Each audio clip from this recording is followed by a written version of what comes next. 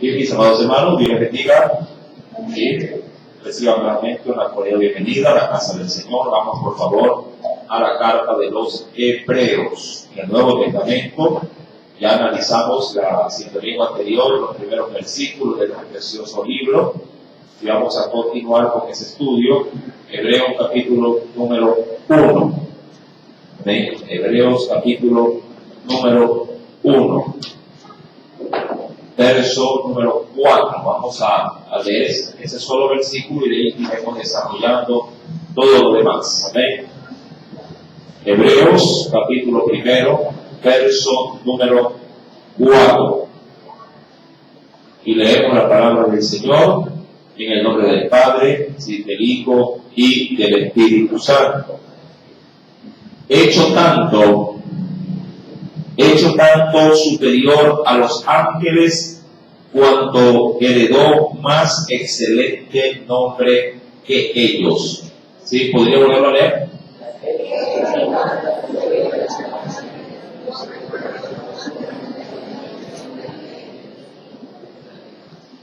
Sí, hasta ahí la lectura de la palabra. Vamos a inclinar el rostro y hagamos una oración. Padre celestial, en el nombre de Jesús, le damos gracias, mi Señor, por habernos permitido en este precioso tiempo, en esta mañana, habernos, Señor amado, darnos lugar aquí en tu casa de oración.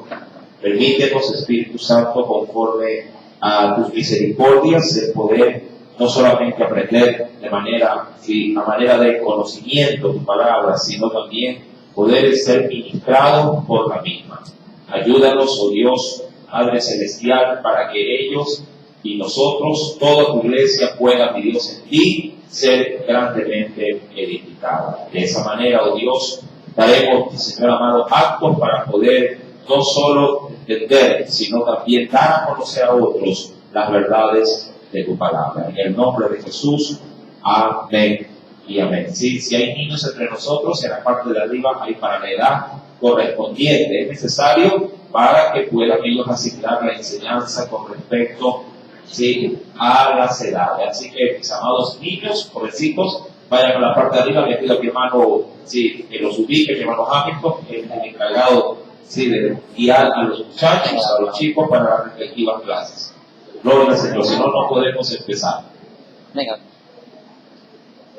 Sí, adolescentes también hay, en la parte de arriba. ¿Cuántos años tiene la nena? A la parte de arriba, por favor, le agradezco. Qué bueno. Si eso es lo bueno de tener hijos sometidos al Señor, somos obedientes. Qué bueno. Aleluya. Ahí les guía. Hebreos capítulo 1, verso 4 nos dice: hablando de Jesús, hecho tanto superior ¿a quiénes? A los ángeles, cuanto heredó, dice la Escritura, más excelente nombre que ellos. Hebreos 1:4. Ahora, este capítulo, si bien es cierto, inició en los primeros versículos dándole a Jesús la dignidad que él merecía. En el verso 4 en adelante, de hecho ya desde el verso 3 comienza a hacer un énfasis especial en una comparación entre Jesús y los ángeles, o viceversa, los ángeles y Jesús. Hay quienes logran estimar de que este análisis que se le da al pasaje bíblico tenía mucho que ver con ciertas creencias de los cristianos judíos, sobre todo, en relación a la importancia o al grado de importancia o magnitud que se le podía tener a los seres espirituales, hablando de los ángeles. Ya algo se venía diciendo la semana pasada, en otras enseñanzas con respecto a la jerarquía de los ángeles. Entendemos que hay querubines, entendemos que hay serafines y ángeles como tal. Hay otros que también mencionan terafines también. Mas, sin embargo, este escalafón del cual se habla, recuerde que todo fue creado y fue dado para Jesús, el autor en este caso de la vida. Usted recordará en la enseñanza pasada de qué manera Dios todo lo que había hecho, lo había hecho para quién y por qué. Todo lo hizo para Jesús, y por medio de él, dice la Biblia, todas las cosas fueron creadas, fueron hechas, y por él, dice la Escritura, también subsiste Todo esto obviamente nos da un enfoque especial, un enfoque esencial, de que si luego de Jesús puede ser cualquier cosa, hablando es decir, en cuanto a la creación misma, luego de Él cualquier cosa puede decir algo así que puede haber sido creada, y claro, como Él estuvo antes de todo lo creado, es evidente que todo le está también a Él sujeto. Ahora, leyendo el texto, mi querido hermano, si vayamos por favor al verso 4, la Biblia sí nos dice que Jesús es superior a los ángeles. Ahora, en cuanto a ese grado, obviamente, de jerarquía, porque hoy vamos a hablar acerca de la jerarquía que tiene Jesús dentro del sistema en sí mismo, de la creación de Dios, entendiendo que Jesús no fue un ser creado, Jesús es un ser existente, pero dentro de la creación que Dios ha hecho, Jesús ocupa una jerarquía. Así como en la familia, usted ya lo vio en los estudios de Corintios, en el hogar, en el matrimonio, hay una jerarquía también, siendo el hombre la cabeza del hogar, la mujer sujeta a él, pero el hombre que es cabeza del hogar igual está sujeto a una cabeza superior a él, que es Cristo mismo, amén. Es decir, siempre a través de la Biblia usted va a encontrar un orden jerárquico, y ese orden jerárquico establece de alguna forma pautas, normas, de sujeción. Eso implica, mi amado hermano, de que querramos o no, siempre debemos de estarle sujeto a alguien superior, queriéndolo ver de esa manera. El hombre como tal siempre deberá estar sujeto a un orden superior. Eso implica de que el hombre no puede hacer lo que él quiere, aun cuando él estime que él es el dueño de sí mismo, aunque eso es una gran falsa mentira, si valga la redundancia en estos términos. El hombre, aun cuando se crea autoindependiente, el hombre no es independiente, el hombre siempre dependerá de un ser superior, y esto obviamente hablando de Dios mismo. Ahora, cuando vamos a la Escritura, los ángeles, mi amado hermano, jugaron un rol importantísimo dentro de la creación de Dios. Estos inclusive aparecieron por primera vez una vez que los hombres fueron expulsados, hablando de Adán y Eva, del huerto del Edén. Vaya por favor conmigo rápidamente, quisiera simplemente tomar ciertos rasgos de referencia, nada más, como para poder ilustrar la enseñanza. Venga conmigo al libro del Génesis, al primer libro de la Biblia, sin perder, creo que está Hebreos. En el primer libro de la Biblia, es decir, el libro del Génesis. ¿Lo tiene?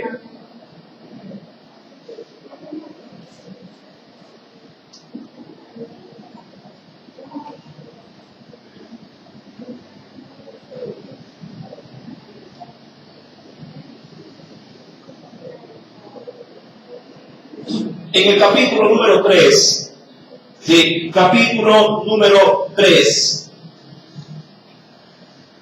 veamos por favor versículo número 22 en adelante, hasta el verso 24. Solamente toco la referencia, claro está, para considerar el ejemplo. ¿Lo tiene? Génesis capítulo número 3, verso número 22 en adelante. Mira lo que nos dice la palabra del Señor. Dice la Escritura: y dijo Jehová Dios, he aquí el hombre es como uno de nosotros. ¿En qué sentido?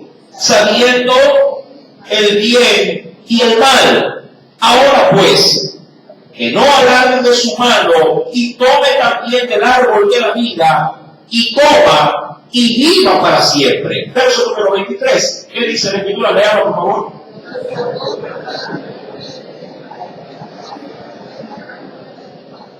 Y dice en el verso 24, y esto obviamente ya nos da mucho a nosotros que hablando de un material de estudio, nos da mucho que decir. Dice la Biblia: echó pues fuera al hombre y puso al oriente del huerto de Edén. ¿Qué puso Dios en esa región del huerto? Querubines y una espada encendida que se revolvía o que flameaba por todos lados para guardar el camino, dice ahí, al árbol de ¿qué? De la vida. Ahora, obviamente aquí no se nos da una pauta más clara en cuanto a la existencia ya Sí, ¿de qué cosa? De ángeles, si es que se lo quiere ver de manera general. Sí, de ángeles. Claro, en este caso con un rango especial, un rango denominado como querubín. Aún, mi amado hermano, los querubines sí están asociados inclusive con un trabajo directo con Dios. Usted sabe perfectamente, ya ha leído los libros de los profetas, o cuando tú estés en esta hora de querer ahondar en aquello, pero Satanás era un querubín. Sí, inclusive se le determina que era un querubín protector, sí, alguien conocido inicialmente como Lucifer, sí, o una luz, obviamente, dentro de la creación de Dios. Estos seres espirituales, que si bien es cierto son invisibles a nuestros ojos, no necesariamente, mi amado hermano, pudiesen, si acaso así se determinase, ellos pudiesen tomar forma corporal o forma humana, lo pueden hacer. Algo que usted también debe de entender por la palabra es que el mundo espiritual rige fuertemente sobre el mundo material. Es decir, el mundo espiritual tiene un poder mucho más, digamos, poderoso que el mundo terrenal. Estos, mis amados hermanos, fueron creados allá en Génesis 1, capítulo 1, verso número 1 también. Digo esto porque ahí se da la normativa general de la creación. Ahí dice, en el principio creó Dios los cielos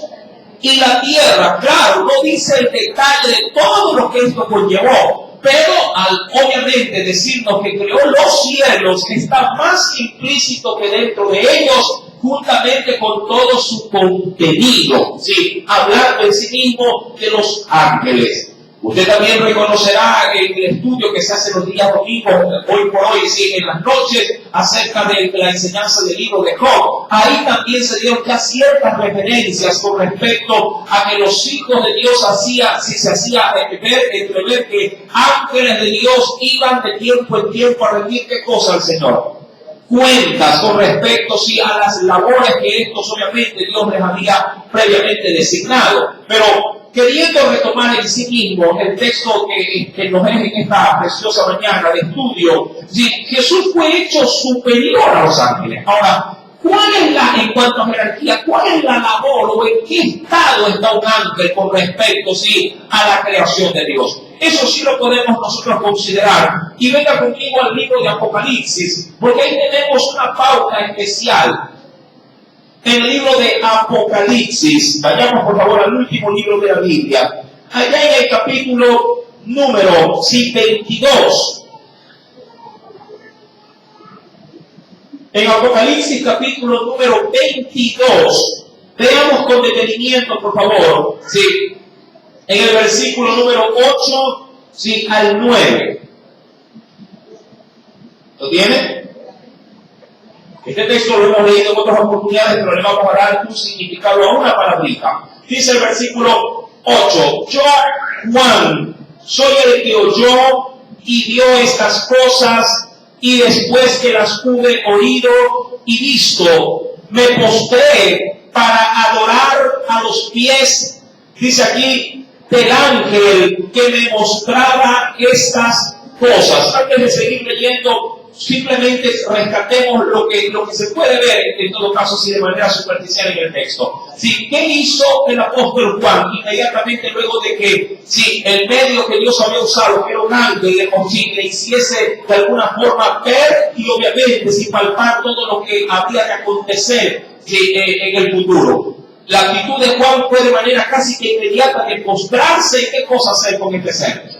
Y rendirle culto de adoración, ¿sí? Mas sin embargo, yo podría catalogar de este aspecto de que un judío, si para un judío, hermano, el solo hecho de tener un roce con algo espiritual venido de Dios, ya lo inclinaba a guardar en un sentido general de reverencia, que lo demostraba con postración. Esa postración, como usted ya lo conoce con otros sucesos bíblicos, no iba solamente a ponerse de rodillas, sino que ellos pegaban frente en tierra, se acostaban del árbol largo. Ahora, yo sé que ellos lo hacían por respeto, sí, pero más sin embargo, este ser al cual Juan le va a aplicar este tipo de, digamos así, de obra, si reacciona inmediatamente y nos dice en el versículo número 9, pero él me dijo, hablando de ese ángel, mira, no lo hagas, y póngale mucho asunto a esto, porque yo soy consiervo tuyo. Consiervo tuyo. Claro, luego le dice, si acaso quieres adorar, le voy a mandar a adorar a Dios. Y dice aún más, de tus hermanos también es consiervo, los profetas, y de los que guardan las palabras de este libro. Y ahí termina diciendo, adora a Dios. Ahora bien, quiero rescatar el término, consiervo. ¿Qué es un consiervo? ¿O qué entiende usted por un consiervo? ¿Ah? Se podría entender como siervo del siervo, seguro. ¿Cuántas podrían apostar hoy su almuerzo por eso? Si se equivoca, pierde el almuerzo. Si un consiervo, a diferencia de que obviamente ya cuando usted se le viene el término de siervo, usted lo asocia como que de esclavo, porque ese es el contexto en el Nuevo Testamento. ¿Sí? Hablando de un siervo, él habla de un esclavo, de un sirviente. ¿Qué es un consiervo? Yo, hermano, si en el ámbito, voy a hacerlo más práctico, en el ámbito militar, toda persona que ingresa por primera vez es considerado en el cuartel bajo qué rango? Con Cristo, ¿sí? No con Cristo, ¿sí? Con Cristo, ¿sí? Ya, hermano, ahora, entre soldado y soldado, ¿qué rango podría tener entre soldado y soldado? ¿Ah? A ver, no divide. Sí, eso se llama la jerarquía, pero entre ellos, ¿cómo se llaman? Compañeros, no, con el conscripto fulano y el conscripto sutano, nada más, guardan la misma jerarquía. Un consiervo, dicho de otra manera, es igual a un siervo, es simplemente un compañero de servidumbre. Un consiervo, dicho de otra manera, es un compañero de servidumbre. Es decir, el ángel obviamente le menciona a Juan, yo soy lo que tú eres. Eso es lo que le dice el ángel. Sí, eso averiguando un poquito el término de consiervo, porque es un diccionario secular y verificará mi palabra. Un consiervo es un sirviente, al igual que un siervo común y corriente. Sí, el ángel está diciendo en pocas palabras, yo soy sirviente igual que tú y soy sirviente de todos aquellos que, como tú, guardan los mandamientos, si guardan en este caso la honra al Señor. Eso en términos obviamente muy generales. Porque a la verdad, un ángel, como yo sí se lo mencioné, en cuanto a su poder, su fuerza, su dominio, está por encima de un hombre. Hablando de un ser creado, sí, terrenalmente. Un ángel, amado hermano, nos supera obviamente en fuerza. Nos supera, mi amado hermano, sí, en conocimiento. Nos supera en potencia. Un ángel así puede llegar a aparecer y a desaparecer a voluntad.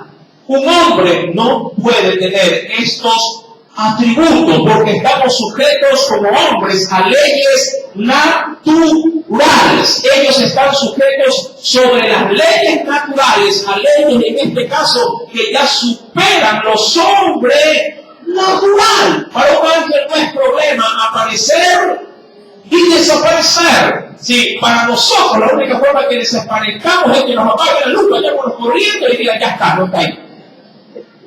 Usted ha visto cómo hacen en ciertos programas actos de magia, que para que ellos puedan desaparecer, pregunto, ¿desaparecen ante sus ojos? No, primero alzan una cortina y luego se desaparecen.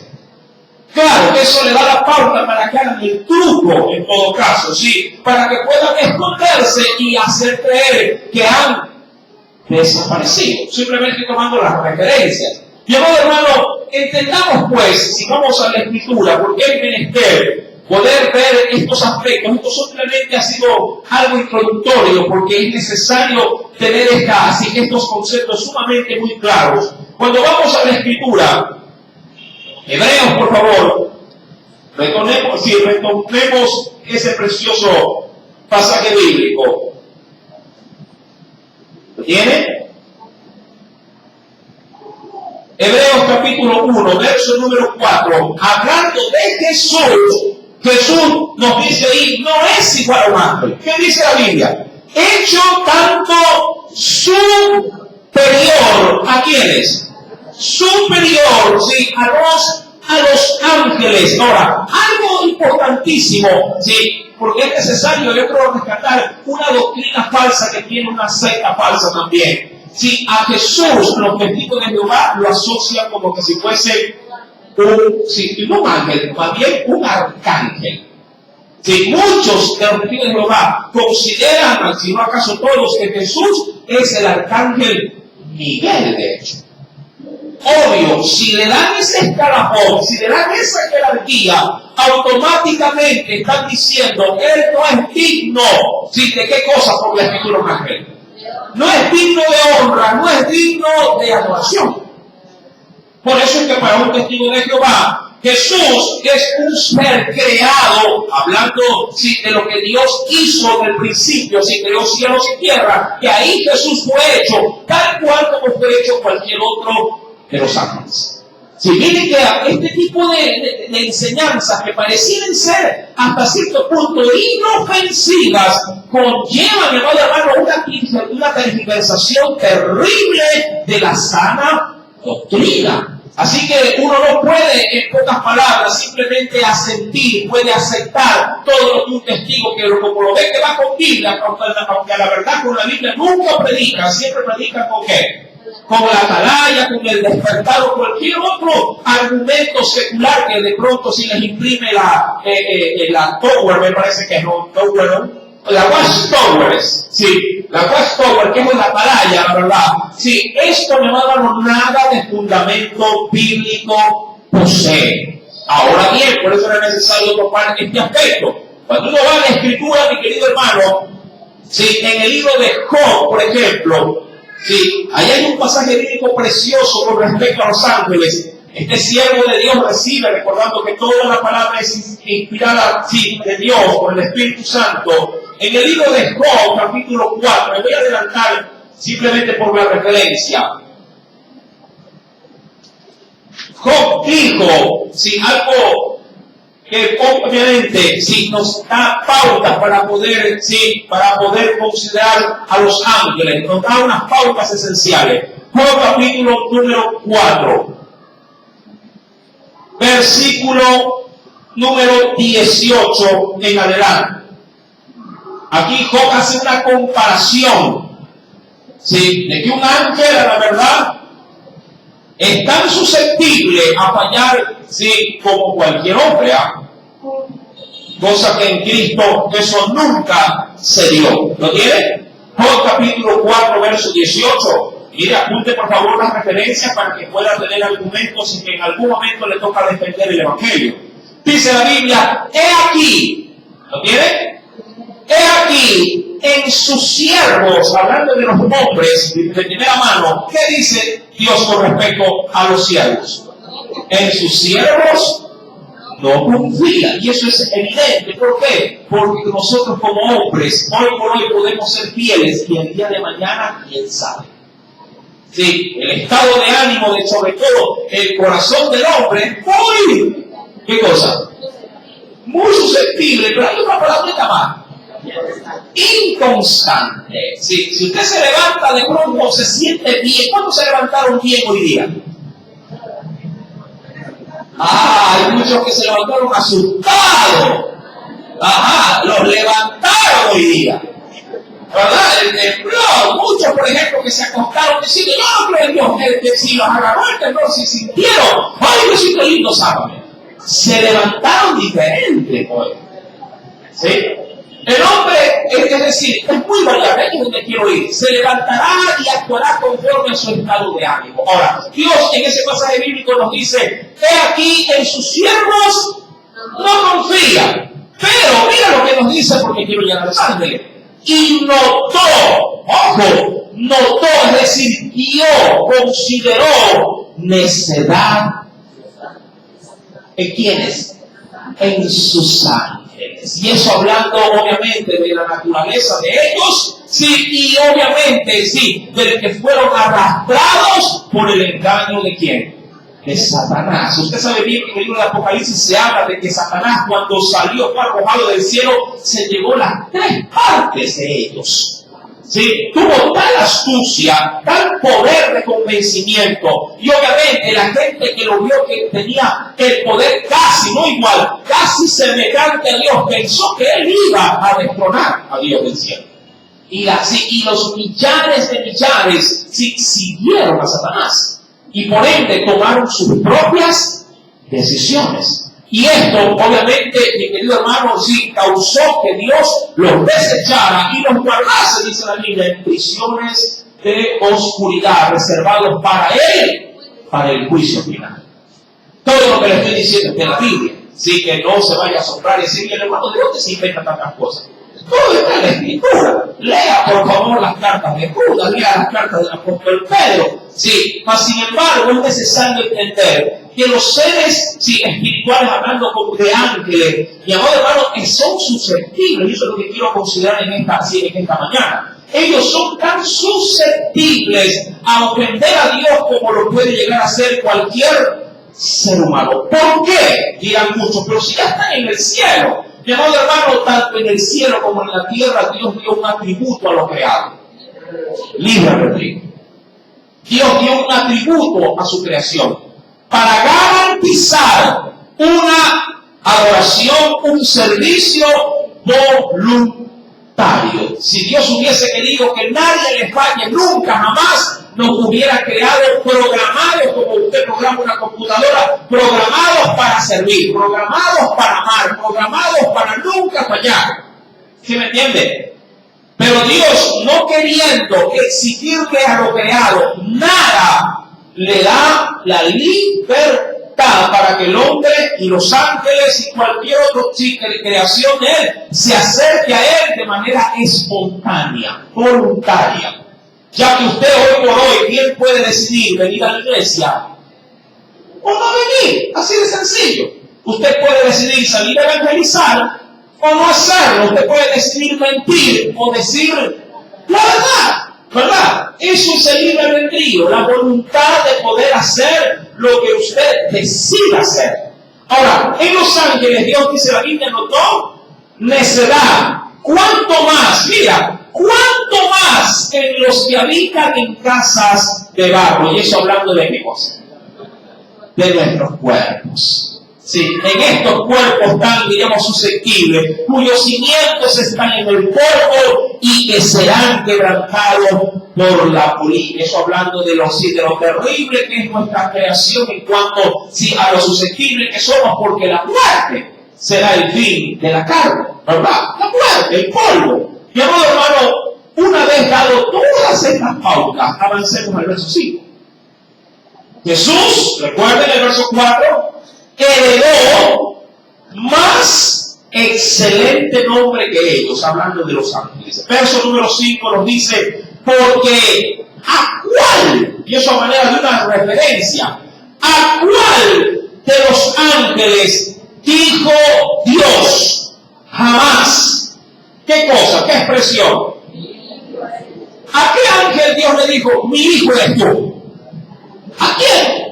A ninguno, por lo menos no hay registro bíblico. Y yo digo, lo que no está en la Biblia entonces no existe. Amén. Hablando de lo que Dios quiso revelar. Dios a ningún ángel le dio, por ejemplo, por ser más excelente, la tarea de venir a redimir al mundo. Sí, a ningún ángel Dios le dijo, anda tú, sí, y salva. Mira que, ojo, los adventistas, me parece, si no me falla a mí la memoria, no sé si los adventistas, sí, creo que sí, los mormones, perdón, ya me acordé. Los mormones, según, usted conoce la fuente, aquí se pasó otra vez videos acerca de las sectas. No sé si pudo estar presente en ese culto. Me voy a llamar, los mormones creen, sí, que Dios hizo obviamente o creó a todos, entre ellos Jesús, y que a todos sí les dio planetas para que ellos fuesen los redentores de cada planeta. Sí, es decir, que a los ángeles les dio también dignidad y les dio labor como a hijos para que pudiesen ir, en este caso, a salvar mundos, a salvar planetas. Todo es cuestión, métase en el internet, claro, investigue con mucha cordura y sensatez. y vea si ciertos orígenes de sectas que no tienen ni pie ni cabeza, pero que a la verdad gozan del respaldo, gozan de la credibilidad de personas, claro está, que de la Biblia no saben nada. ¿Por qué una mente tan frágil es ser engañada por sectas que no tienen contenido bíblico? Simplemente porque ellos no tienen conocimiento de Dios. Y la Biblia sí es clarísima con respecto a esto, que el pueblo pereció porque le faltó conocimiento. Un vaso, bueno, aquí está lleno, pero un vaso vacío que no tiene nada de Dios es fácil. Si es un recipiente fácil de que cualquiera venga y le vierta cualquier cosa. Y claro, como él está deseoso de querer aprender algo de Dios, lo acepta y dice, eso es. Claro, como no hay mayor contenido, no hay mayor base, coja a un niño, mire, haga esta prueba, coja a un niño, que obviamente se sobreentiende que está vacío en qué, en su mente, y como yo a veces a manera de broma, a veces mi esposa se me molesta, yo a manera de broma les digo, ¿cómo hace la gallina? Obviamente, ¿cómo hace el pollito? Y el niño, claro, tiene ciertos indicios, y dice, tío, yo digo, no, dice, wow, y tanto se lo digo, que cuando le digo, ¿cómo dice la gallina? Wow, me dice. Y yo me la río. Y mi esposa dice, oye, no le enseñas así, pero la estás confundiendo. Haga un experimento social con tus chiquitos. Y verá, ¿qué tan fácil? Porque no hay conocimiento. ¿Qué tan fácil es de hacerlos cambiar de su modo de pensar o de creer? Así son las sectas. Cuando no hay conocimiento, cuando no hay base, no hay fundamento, dígale pues a un muchacho de universidad, como queriendo ser un poquito más exagerado, que 2 por 2 es 8. Diga y trate de convencerlo. Lo mandará a robar. Le dirá a usted, él le dirá a usted, es un ignorante. ¿En dónde estudiaste? Anda y repite qué cosa de fuera. ¿Verdad? ¿Por qué? Tiene conocimiento. Y no solo que lo tiene, sino que ese conocimiento tiene raíces, tiene fundamento. Llamado, así es todo hombre que tiene fundamento en Dios por medio de su palabra. Podrán venirle a decir que Jesús es un superángel, que Jesús es Superman, y él dirá, estás confundido, estás errado, la Escritura me enseña otra cosa. No será susceptible a cambios, a modificaciones, pero vuelvo y repito, cuando el hombre está vacío y vacío se le presenta cualquier tipo de alimento espiritual, él lo digiere y cree que está comiendo la verdad. Porque no se tomó la molestia de acercarse a la Biblia, ¿sí? Y de corroborar lo que se le estaba diciendo.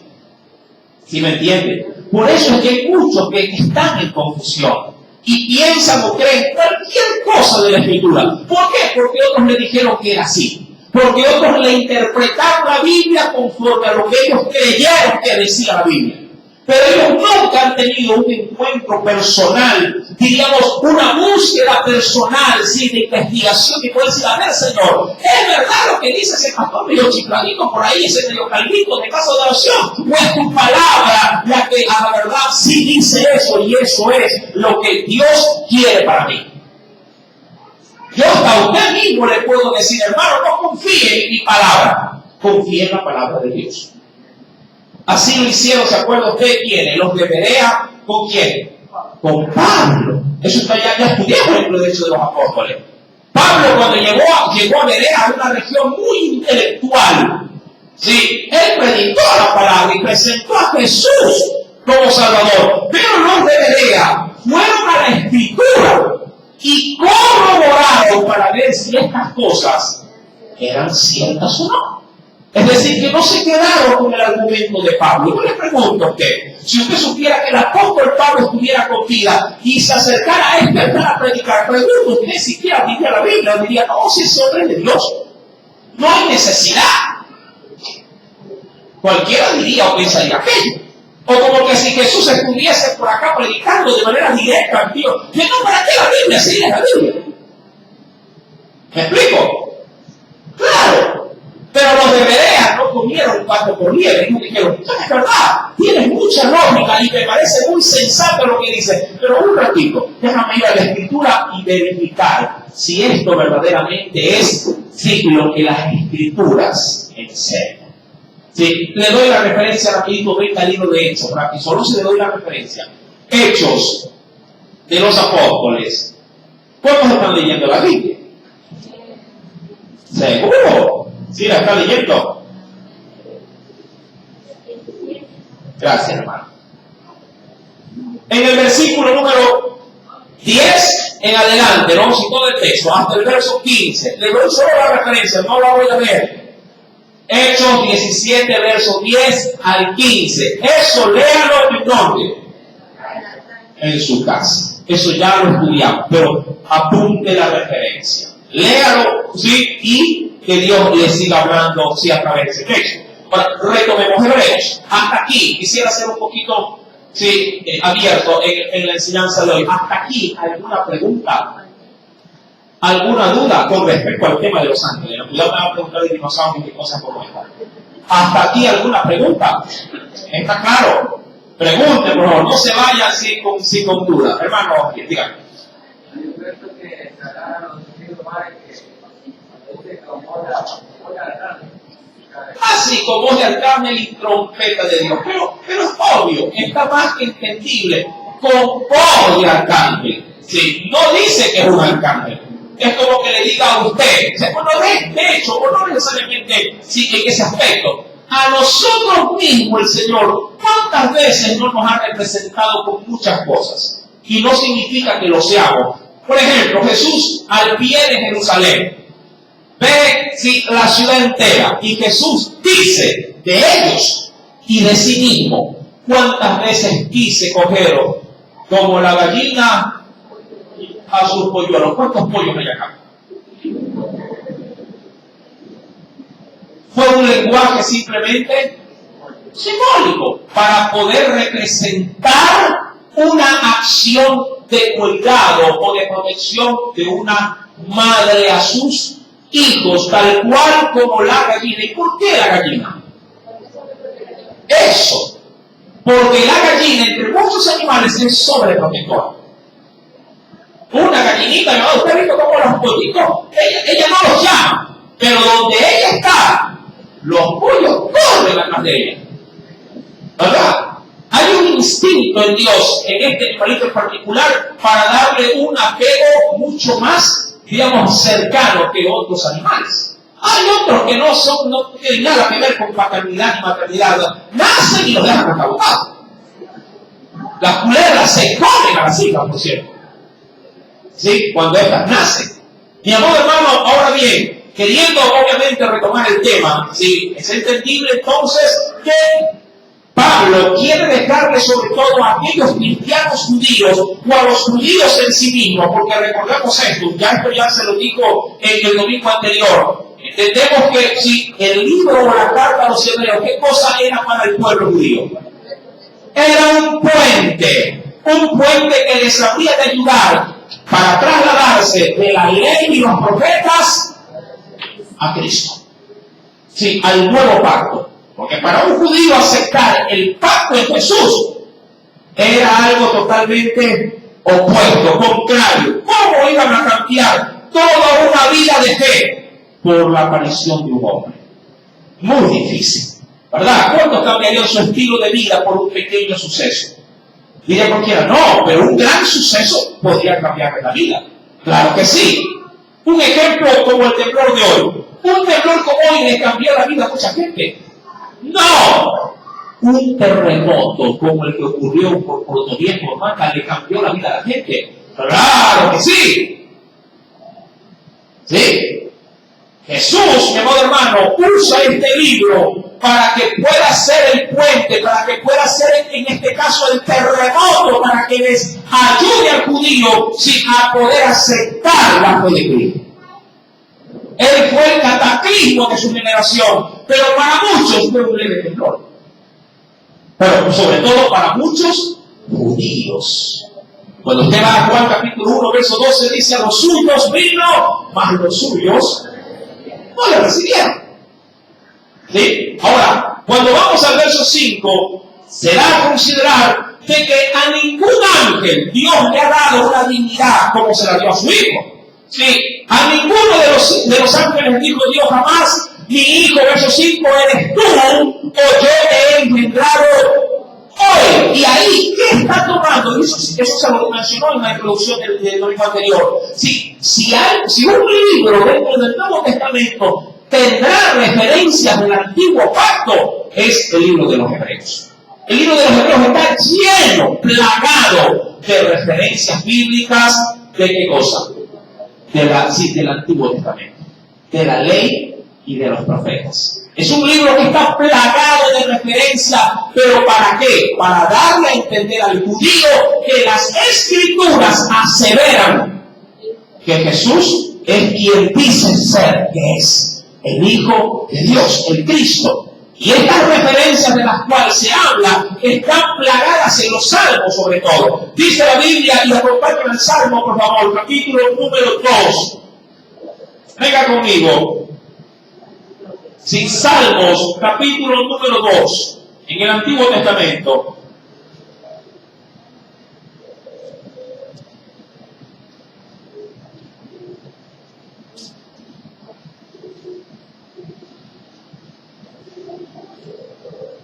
Complementando un poquito lo que nos dijo nuestro hermano Javier, sí, es importante considerar que para un testigo de Jehová, créame, cuando les conviene, quiere correstar cosas para su conveniencia, y cuando no. En esa preciosa referencia que hace la Biblia, cuando se dice que Jesús descenderá con voz de ¿qué? Voz de arcángel, pero también dice con qué más. Pregunto, Dios es músico. ¿Qué diría usted? ¿O a qué lo asemeja en este caso ese pasaje bíblico? Como que si Dios, ¿qué cosa? Fuese un instrumento o perteneciese a una banda musical. Y yo le pregunto, para un testigo de Jehová, ¿Dios pertenece a una banda musical? Imposible.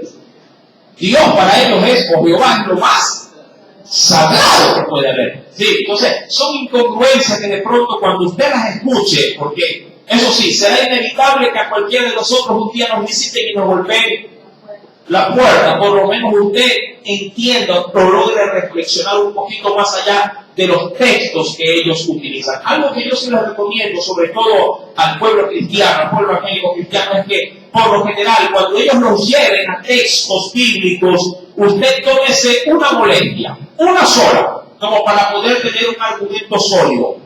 Lea juntamente con el texto el contexto. Es una recomendación. Sí, siempre a un testigo de Jehová, no digo para ganar, porque esto no estamos en una carrera, pero para defender el Evangelio, siempre un cristiano debe de leer el contexto. Es decir, ellos le dicen, mire, aquí dice, por ejemplo, Juan 1:1 dice tal cosa. Sí, pero Juan 1:2 de esa cosa dice esto también. Ahí ellos dirán, bueno, otro texto, y así mismo. Pero mira lo que dice Isaías tan simple, Isaías, que los versos anteriores dicen esto también. Y ahí es cuando usted los coge y ellos dicen, bueno, otro día dice. Y nunca más bien. Es así. Bueno. Referencia, era una referencia. Salmos capítulo 2. ¿Lo tienen? Veamos, sí, de primera mano, ¿qué nos dice el versículo número 7? Sí, en adelante. Dice el Señor, yo publicaré el decreto. ¿Sí? Y mira, es un decreto, es una, si digamos así, es una regla, ¿sí? Como la de un rey. Jehová me ha dicho. La pregunta es, ¿de quién se lo dice? Claro, en el contexto del cántico, bien podría, ¿qué cosa? Bien podría asumirse de que quien lo canta es el participante del mismo. De hecho, si usted lo si lleva esta letra a una, digamos así, a una canción personal, también la podría tomar con usted, ¿sí? Dice la Biblia, yo publicaré el decreto. Jehová me ha dicho, mi hijo eres tú. Cualquiera diría, soy yo. Y a la verdad, lo somos. ¿Cuántos de ustedes son hijos de Dios? Todos somos hijos de Dios. El punto de este pasaje bíblico es, hermano, ¿a quién va dirigido el cántico? Recuerda que David no se cantaba para sí mismo, ¿eh? David, ¿a quién le cantaba? A Dios. Y obviamente, mi amado hermano, él reconocía que en esa divinidad había, mi amado hermano, sí, había que considerar no solamente al Padre. Recuerde que más adelante en otros cánticos, aún también el salmista atribuirá como llamado de auxilio, pidiendo que le asista el Espíritu Santo. ¿Se acuerda usted cuando el mismo salmista en un cántico le va a decir al Señor, no apartes de mí tu Santo Espíritu? ¿Sí? Ahora, dice el texto bíblico, mi hijo eres tú, yo te engendré hoy. Pregunto, ¿qué hoy? Hoy día. En cuando lo estaba cantando David. No. Sí, simplemente es, diríamos así, un lenguaje figurado por el cual se puede entender para que nuestras mentes lo capten. Porque recuerda, ¿cómo, hablando ya de nuestras mentes naturales, cómo usted entiende de que alguien es padre? ¿Cuándo usted puede decir, hermano, soy padre? Cuando ya viene a su vida. ¿Sí? De esa manera usted podría asociar y decir, hermano, ahora sí me siento realizado. Pero ¿cómo? Padre. Cuando usted ya engendra un hijo. Sí, esa es la figura que David quisiera dar. Dice la Biblia, más adelante, pídeme y te daré por herencia las naciones y como posesión tuya los confines de la tierra. Los quebrantarás con vara de hierro, como vasija de alfarero los desmenuzarás. Y eso hablando de qué cosa? De todo lo que habría ese hijo de obtener por parte de su padre. Y claro, Jesús, mi amado hermano, si lo quiero ver de manera ya escatológica, es decir, de los sucesos futuros, Jesús, amado hermano, habrá de heredar toda la tierra en el milenio. Jesús regirá todas las naciones con vara de hierro. Sí, es un pasaje escatológico de los sucesos del futuro. Ahora bien, cuando retomamos, por favor, la carta a los hebreos de Jesús, sí, que es superior a los ángeles, mira cómo el Señor obviamente le da esta dignidad. Verso 5, porque a cuál de los ángeles dijo Dios jamás, hijo eres tú, yo te he engendrado hoy, y se salta otro pasaje. Y otra vez, ¿qué le dijo el Señor? Yo seré a él padre, y él me será a mí hijo. Verso 6. Y otra vez, es decir, que toma como que diversos textos bíblicos, ¿sí? Versículo 6 dice, y otra vez, cuando introduce al primogénito del mundo, dice, adórenle. ¿Qué cosa? Todos los ángeles de Dios. Qué interesante, hermano, esta proclamación de Deuteronomio capítulo 32.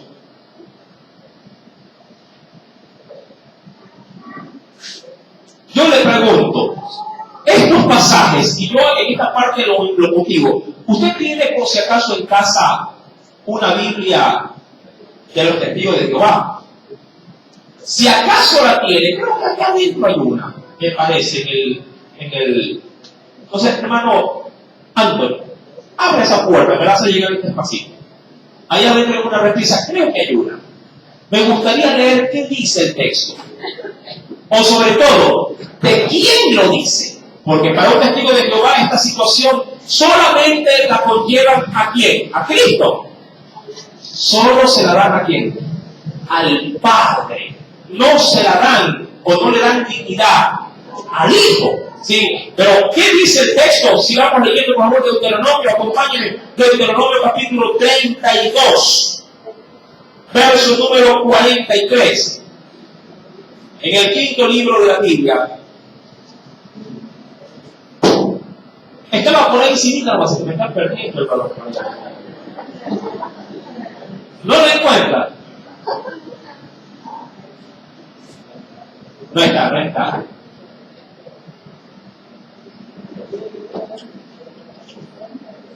Perdón que me desaparezca del escenario durante un ratito. Bueno, ¿ustedes van a las repisas? No. ¿Seguro? ¿Sí, bien? Sí, allá. No las veo por acá. Pero creo que sí hay por ahí. Por aquí tenemos todas unas líneas que hemos cambiado a veces a los muchachos que dicen, yo vengo con este libro, ¿qué esa aquí? Y le doy una de la Reina Valera. Sí, bueno, vamos ahora a Deuteronomio capítulo 32. Sí, veamos por favor el versículo 43. Sí, ¿qué nos dice el Señor? ¿Lo tiene? ¿Podría leerlo, por favor? Naciones a su pueblo.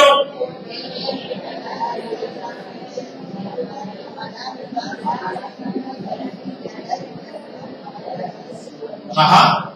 Dice, alabad, ¿verdad? Naciones a su pueblo, sí, porque él vengará la sangre de sus siervos y tomará venganza, dice acá, de sus enemigos, y hará también expiación, y eso vendría a ser purificación o limpieza de pecado por la tierra, hablando obviamente de su nación, de su pueblo. Si esa es la referencia que tenemos, vuelvo y repito, de la misma Reina Valera del 60. Sí, retomemos por favor Hebreos capítulo número 1, verso número 6. Nos dice aquí, adórenle en la última parte todos los ángeles de Dios. Verso 7, ciertamente, hablando eso hasta el verso 6, será la postura de Dios hacia Jesús. Y en el verso 7 en adelante será la postura de Dios hacia los ángeles. Versículo número 7. Ciertamente, es decir, si algo se habla de los ángeles, es esto. Dice, Él hace, ¿sí? O el que hace a sus ángeles, ¿qué son ellos? Espíritus, y a sus ministros llama de fuego. Y este término de llama de fuego, es decir, los hace herramientas de guerra que consumen. De hecho, mi amado hermano, usted sabrá perfectamente que Dios, si algo o para algo Dios usa también a sus ángeles, no solamente es para ser mensajeros de la voluntad o de la palabra de Dios, sino también los usa para poder traer juicio a las naciones. Usted sabrá perfectamente, mi amado hermano, sí, que Dios, sí, a lo largo de todo el escenario bíblico, hablando sobre todo desde el libro del Génesis en adelante, Dios ha usado siempre a sus ángeles para traer destrucción. Ellos obran o operan la justicia de Dios. Por eso es que a ellos que les compete en los últimos tiempos, sí, hacer la separación entre la iglesia del trigo y la cizaña. Esa labor no es del hombre. Un pastor no puede sacar la cizaña de la iglesia. Debe de aprender a lidiar con la cizaña, tratando de que salga a guardar, ¿qué cosa en la iglesia? Al trigo. Pero no por ello no va a soltar a la cizaña. Claro que la tiene que soltar. Pero él no está obligado a qué cosa, a matarlos. ¿Sí? Es como lo que suele suceder en una casa. Cuando un padre y una madre, cuando hay muchos hijos, nunca falta por ahí, ¿qué cosa? El hijo o la ovejita negra de la familia. Hay muchos padres de madre, es la ovejita negra de la casa. Pero eso no significa que lo bote de la casa. Pero sí salvaguarda a los que no han agarrado el camino de la oveja negra. ¿Sí me entienden? Sí. Dios, dice la Biblia, sobre todo en Mateo, sí, allá en la revelación que da el Señor a conocer para el pueblo, para sus discípulos, en los últimos tiempos Él enviará sus ángeles a separar al trigo de la cizaña. Dios tomará a sus ángeles y le dará esta designación. Ahora, dice la Escritura en el versículo número 7, de los ángeles se dice que son, ¿qué cosa? A sus ángeles espíritus, dice así, el que hace a sus ángeles espíritus, y a sus ministros llamas de fuego. Ahora, corroboremos esto en la Escritura, Salmo capítulo 104. Libro de los Salmos, el mismo texto del Salmo, sí, que es el que nos da la mayor cantidad de pautas. Capítulo número 104.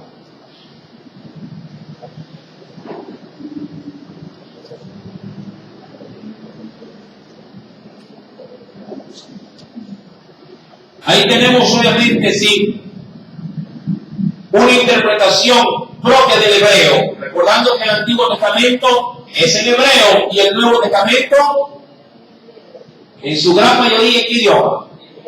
El griego, ¿sí? Versículo 4 dice, el que hace, y ahí no lo llama ángeles, pero les da algo semejante por el término aplicado en el hebreo, el que hace a los vientos sus mensajeros. ¿Cómo se interpreta el término viento en el Nuevo Testamento en el griego? ¿Cómo se leyó en Hebreos 1? Ángeles. Dirán algunos hermanos, pero está cambiado. No está cambiado. Está interpretado en el idioma griego, recordando que en el Antiguo Testamento el idioma es el idioma hebreo. Recordando también, sobre todo, que en el idioma hebreo, y querido hermano, qué cosas no había que nosotros utilizamos si no pudiéramos pronunciar las palabras. No, en el escenario había vocales no había. En el idioma, pregunto yo, diga una palabra sin vocales. Cualquiera. Casa. Pronúnciala sin vocales. Sin vocales. Lea. Lea. El grillo, mira. Hay fuga de agua, creo.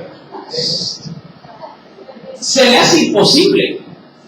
Para el hebreo, si un lenguaje, diríamos semita, un lenguaje antiguo, si de acuerdo en este caso, sí, a los orígenes del idioma, obviamente resultaba bastante difícil, pero para el que nace en un contexto de idioma tan difícil, el que nace ahí, no tiene problema alguno. Por ejemplo, y mire, usted dirá, hermano, tiene razón.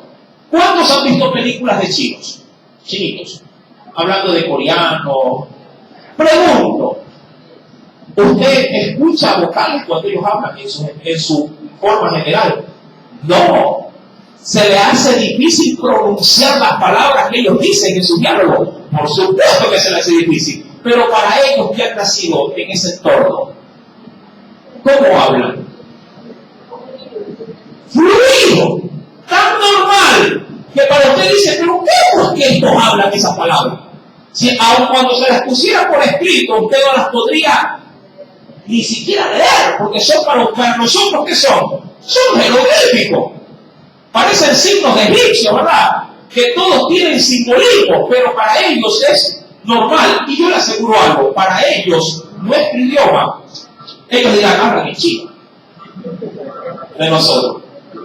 Obvio que sí. Ahora, en esta parte, ¿qué es lo que quiero dar a entender? ¿Sí? En el idioma hebreo es evidente que hay muchas palabras que por más que se las lea en el Nuevo Testamento y que tengan la misma referencia, al haber ciertos términos que cambian, cualquiera podría decir, uy, se equivocó el apóstol Pablo al decirla. No, él no se equivocaba.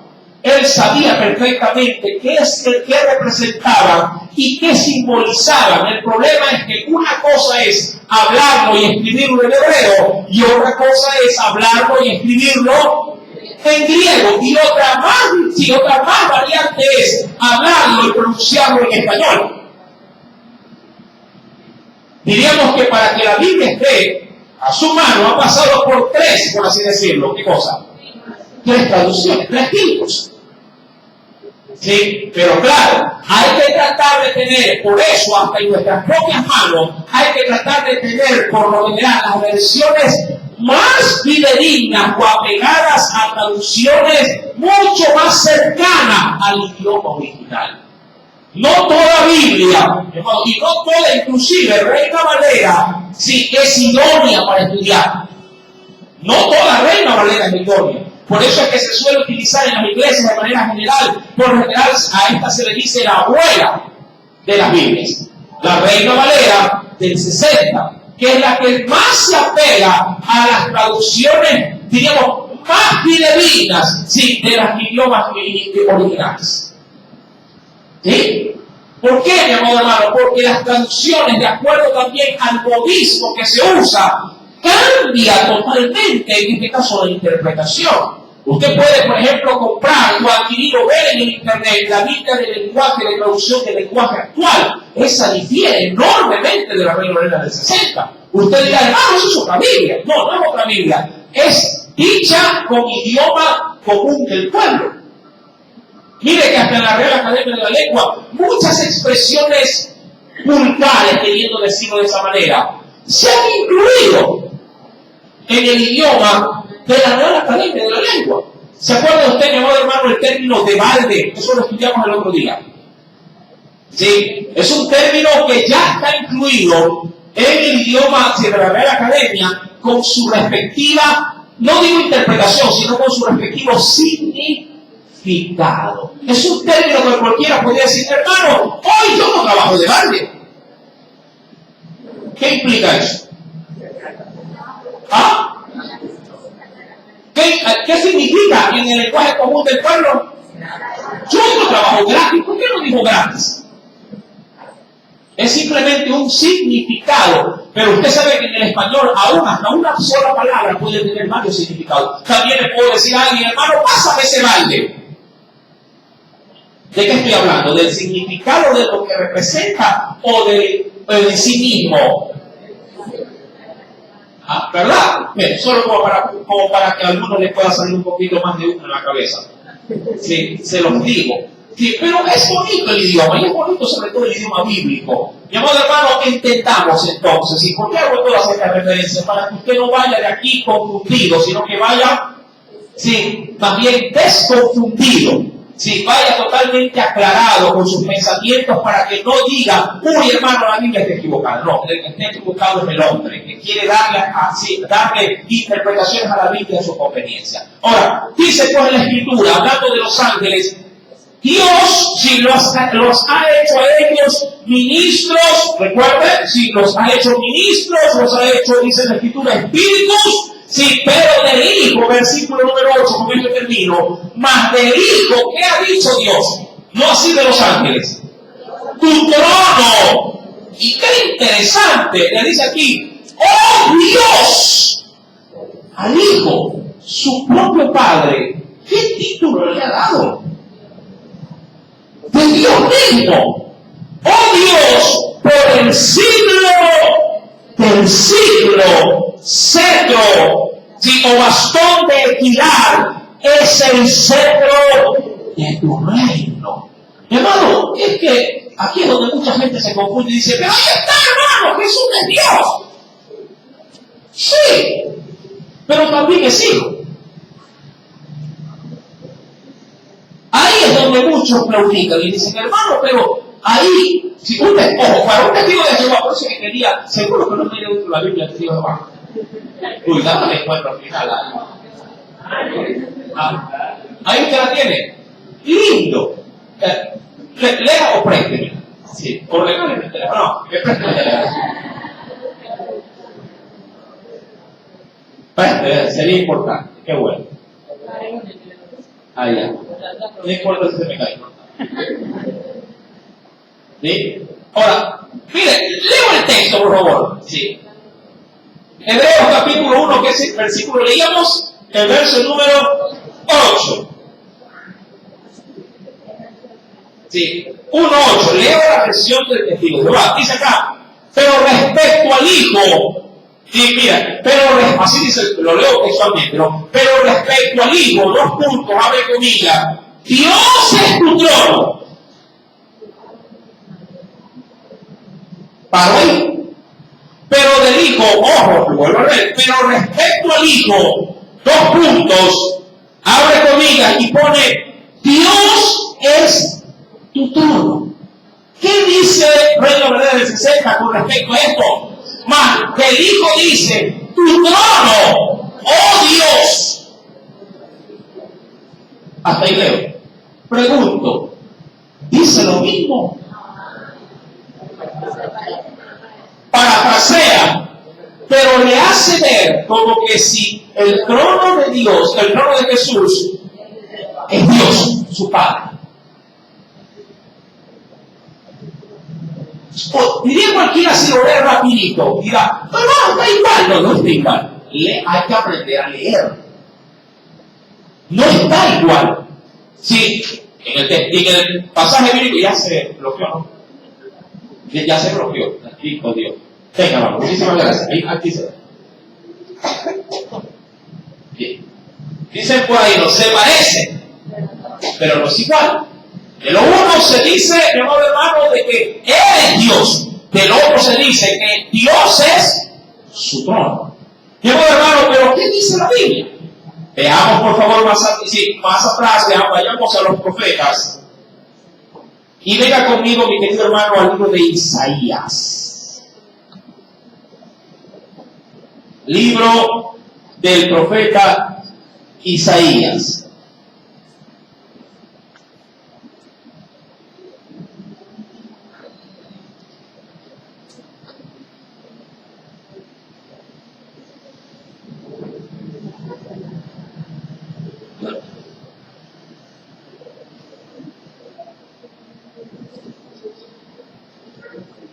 En el capítulo 9,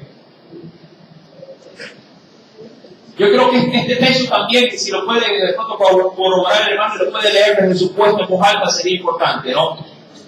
Es en Isaías 9, verso 6. Veamos qué dice. Escuchemos primero qué dice el testigo de Jehová. Sí, bueno, hoy no quería hablar a la verdad de la secta, pero no a él, pues no, la Biblia que iba a leer. Claro. Se escuchó bonito, ¿no? Veamos qué dice el hermano que tiene la Biblia de Jehová.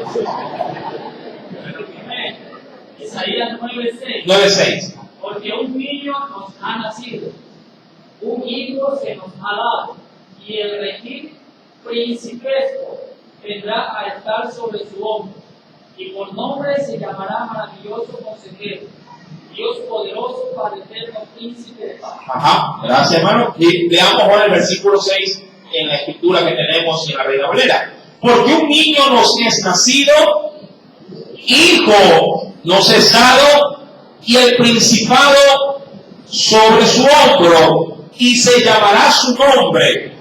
¿Sí? ¿Qué? Mire las dignidades que ocupan en ese hijo.